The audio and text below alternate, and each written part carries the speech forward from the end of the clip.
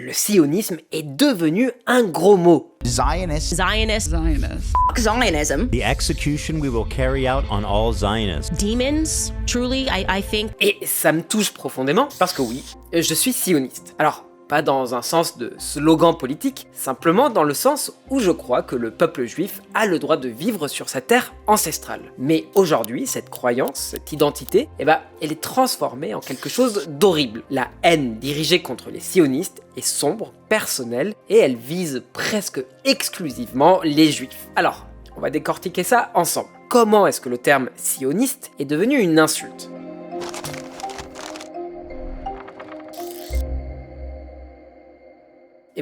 Surtout que des millions de juifs dans le monde se définissent comme sionistes. Ils adhèrent au principe fondamental du sionisme, les juifs méritent une patrie. Pour certains, c'est une question de foi, pour d'autres, de politique. Et pour beaucoup de juifs, c'est une question d'histoire. La terre d'Israël est l'endroit où nous sommes devenus un peuple. Mais aujourd'hui, on a parfois l'impression qu'il vaut mieux cacher ça, parce que en ligne, dans les salles de classe et même dans les conversations ordinaires, le mot sioniste est constamment utilisé comme une insulte. Zionism is Islamophobia. Zionism is racism.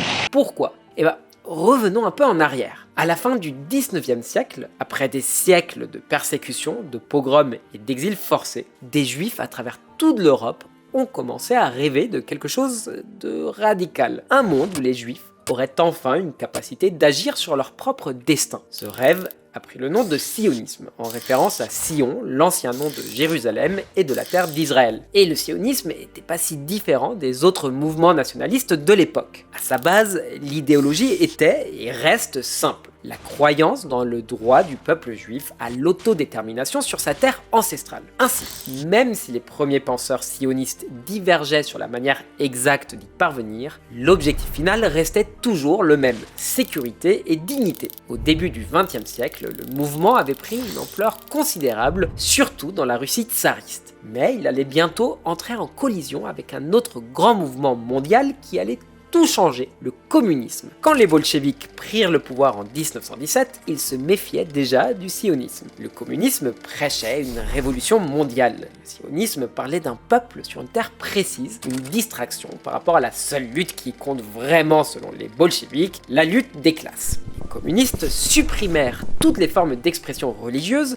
mais ils affirmaient aussi que l'antisémitisme était une maladie héritée de l'ancien régime tsariste, un outil servant à manipuler les classes ouvrières et à détourner leur attention des propriétaires terriens et des capitalistes avides. Ils interdirent donc toute expression explicite de haine des juifs. Sauf que c'était une illusion. On ne fait pas disparaître des siècles de haine d'un simple trait de plume. Et lorsque la nouvelle ambassadrice d'Israël en Union soviétique visita Moscou en 1948, des dizaines de milliers de juifs se rassemblèrent pour l'accueillir.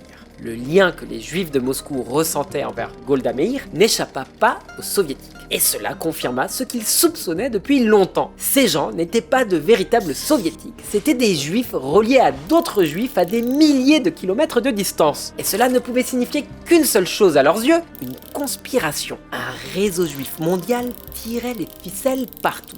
Les soviétiques n'avaient pas inventé cette théorie du complot. Elle circulait déjà depuis des décennies, depuis 1903 pour être plus précis, lorsqu'un journaliste russe prétendait avoir découvert un plan secret juif visant à dominer le monde. En réalité, les protocoles des sages de Sion étaient une pure invention.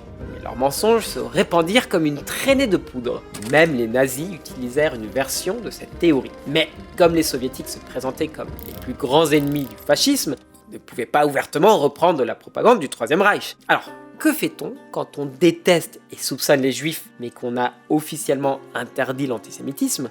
On remplace la haine du juif par la haine du sioniste. Oubliez Just Do It ou Savoure l'instant. C'était l'une des campagnes marketing les plus efficaces de l'histoire moderne. Vers 1950, le sionisme était déjà présenté comme quelque chose de dangereux et de malveillant. Ce n'était plus un mouvement de libération juif. C'était une conspiration juive mondiale, une vieille accusation antisémite recyclée. En utilisant sioniste à la place de juif, les soviétiques se protégeaient aussi derrière une forme de déni plausible. Ils n'exprimaient pas de haine des juifs, puisqu'ils qu'ils ne critiquaient pas officiellement les juifs, mais les sionistes. Les soviétiques ont vidé le sionisme de son vrai sens, l'autodétermination juive, et sioniste est devenu un moyen acceptable de parler des juifs de manière péjorative. Et même si ça ressemble aujourd'hui à un problème typiquement contemporain, ce phénomène a presque un siècle. Il n'est pas né sur les campus américains, mais au Kremlin.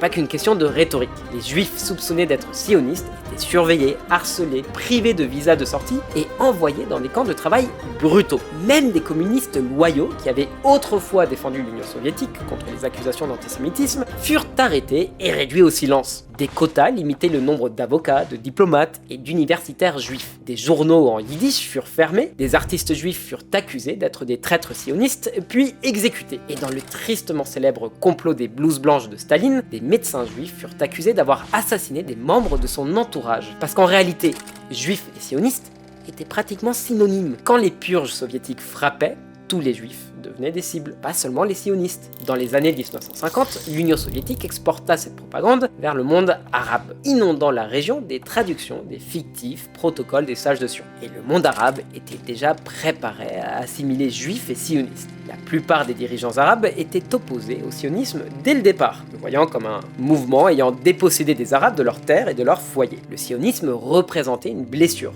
pas quelque chose à célébrer. Et quand Israël remporta la guerre des 6 jours en 1967, humiliant les alliés arabes soutenus par l'Union soviétique, et justement, Moscou décida d'internationaliser sa campagne. At that point, the Soviets really believed that Zionism is this massively powerful ideological enemy that's present everywhere, and because it's present everywhere, it needs to be fought everywhere.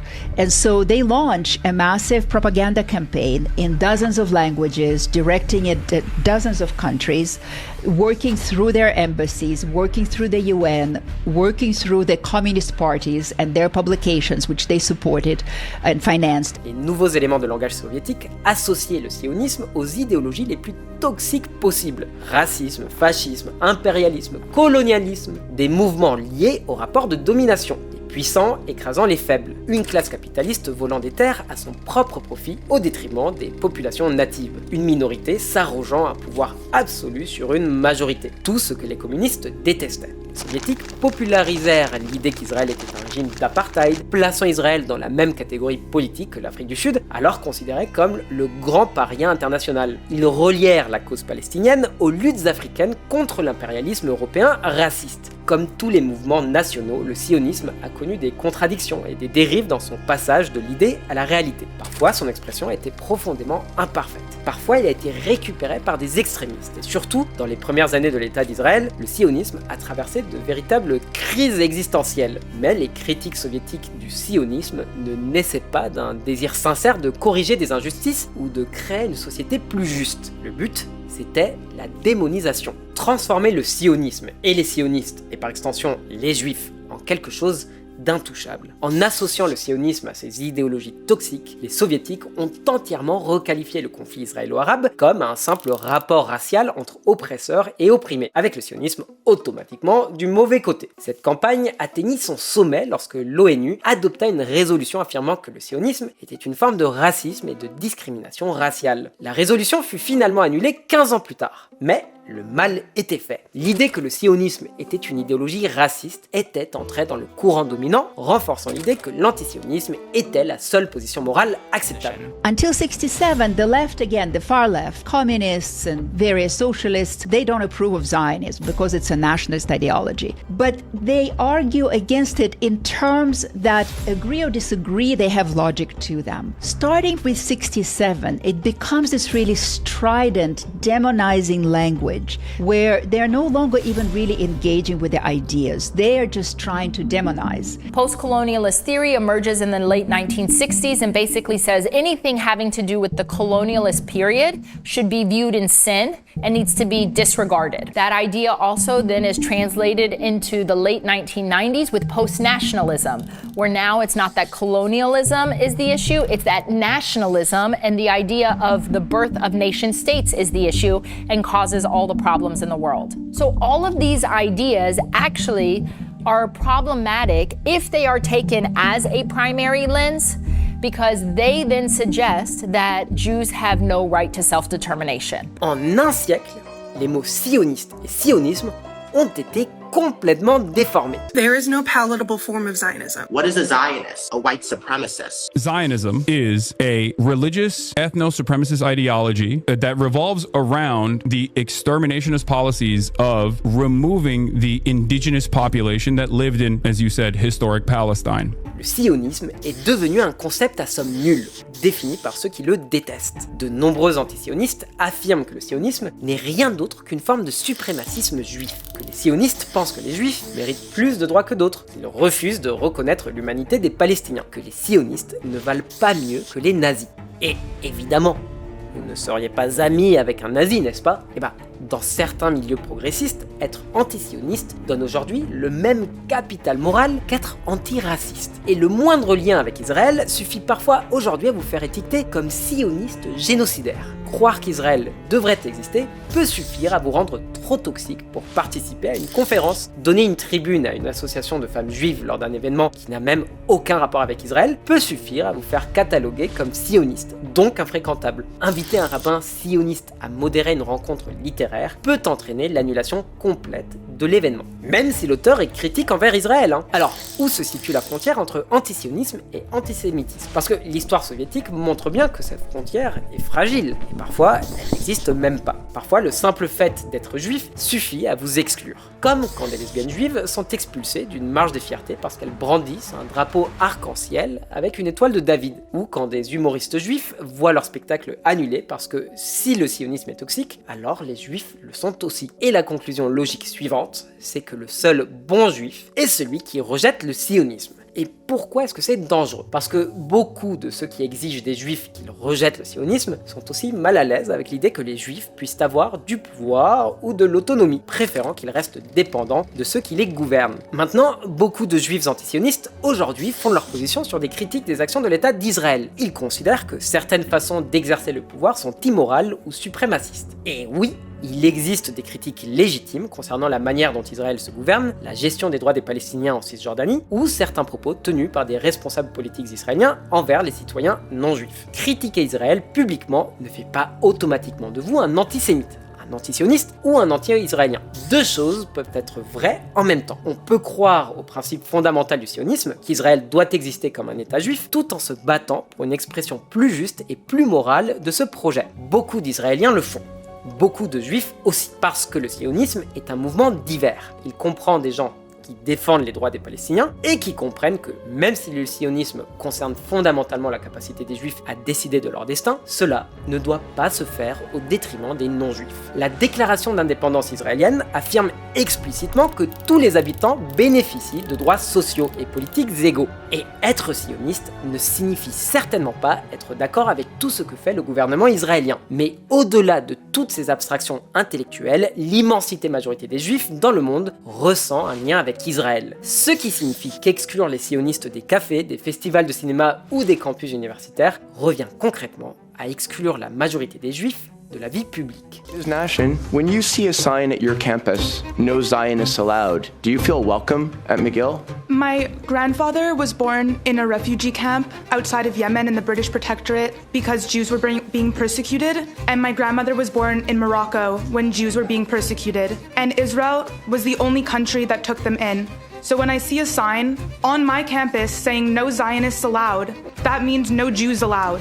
Mais la haine du sionisme et l'utilisation du mot sioniste comme insulte n'existent pas uniquement à l'extrême gauche. L'extrême droite s'en est également emparée. Eux ne pensent pas que les juifs soient des suprémacistes blancs. Au contraire, ils pensent que les juifs menacent la suprématie blanche. Et ils n'ont aucun problème à accuser ouvertement les juifs de vouloir dominer le monde, manipuler les économies ou provoquer tous les maux imaginables. Ils n'utilisent pas sioniste pour cacher leur haine des juifs. Ils l'utilisent comme une tactique. En disant sioniste, zio ou zayo, ils évitent d'être bannis des réseaux sociaux ou de perdre leur plateforme. C'est l'autre face du déni plausible soviétique. Les antisémites d'extrême droite se présentent comme des gens qui combattent un mouvement mondial malveillant, le sionisme. World War I and World War II were to build Israel. We know this for a fact because of the Balfour Declaration. Zionism has brought us nothing but grief in America. Can you name one positive thing that Zionists have contributed to America. Et même si cette rhétorique a explosé à gauche comme à droite depuis le 7 octobre 2023, elle existait bien avant. Qu'elle vienne d'antisémites assumés ou de gens affirmant simplement qu'ils sont contre les sionistes et pas contre les juifs, on connaît déjà le résultat final parce qu'on a déjà vu ce scénario auparavant. Quand on accuse le sionisme de tous les maux du monde, les juifs finissent eux aussi accusés, peu importe qui ils sont ou ce qu'ils pensent. Et il est là le cœur du problème. En théorie, débattre contre le sionisme ou contre le nationalisme, c'est pas forcément offensant envers les juifs. Mais personne ne débat dans le vide. Et voilà le résultat. Breaking news right now, the FBI investigating a targeted terror attack in Boulder, Colorado. And several people were injured when someone used an incendiary device on demonstrators, setting fire to innocent people who'd been calling attention to the hostages still being held in Gaza. I jumped over this tiny little fence, and it was two older ladies, and they had really bad burns all up on their legs. I wasn't there long enough to be able to know, and I just hope that they're okay. Alors moi, j'habite en France. Mais j'ai des amis qui ont des amis qui étaient présents à Boulder ce jour-là, tout comme il y avait d'autres personnes qu'on connaissait indirectement qui étaient à Bondi en Australie. Beaucoup de juifs sont séparés des victimes que par quelques degrés de relation. On connaît tous quelqu'un qui connaît quelqu'un qui connaît quelqu'un. Mais même les juifs sans lien direct se sentent concernés. Parce que tous les juifs le ressentent. Sionistes, non sionistes, anti-sionistes. Tout le monde. Il est devenu acceptable et parfois même valorisé de déshumaniser, d'exclure et de menacer les sionistes. Et cela vient autant de la gauche que de la droite. Nous ne sommes pas obligés d'être tous d'accord sur le sionisme. Mais si nous voulons avoir des conversations honnêtes, il faut se poser une question. À partir de quel moment la critique d'un mouvement devient-elle une attaque contre un peuple ? Parce que ce qui commence avec les sionistes ne s'arrête pas aux sionistes. Et cela met tous les juifs en danger, quelles que soient leurs convictions.